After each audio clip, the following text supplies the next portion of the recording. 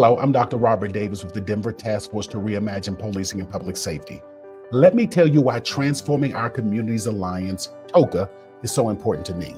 I was born and raised in Southeast Washington, D.C. My teenage years were marked by citywide poverty, exacerbated by the crack epidemic.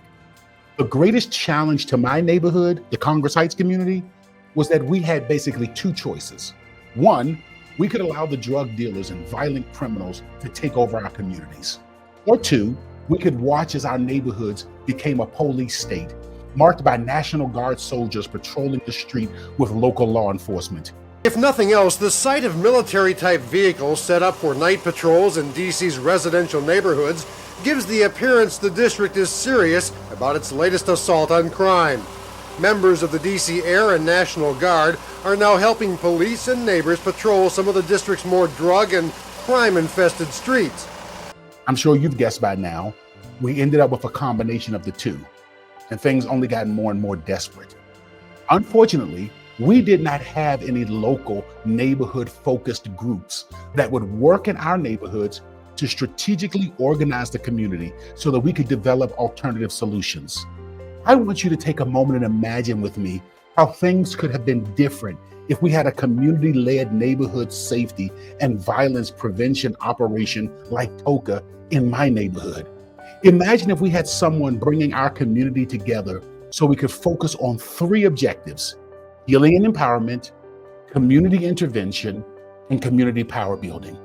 Imagine if my neighborhood had what TOCA calls community navigators.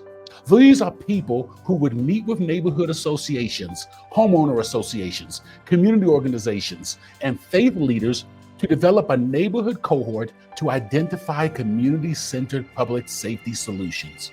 Imagine if these navigators had a year-long engagement with our neighborhoods, conducting listening sessions, training sessions, healing sessions, and continuous community outreach with the goal of fostering trust and healing. Imagine if, as these neighborhood cohorts created their research-based solutions, these navigators were connecting them with proven networks of trainings. Not only that, but these navigators were also connecting them with a network of organizations and advocacy tools to help these neighborhoods successfully implement their plans.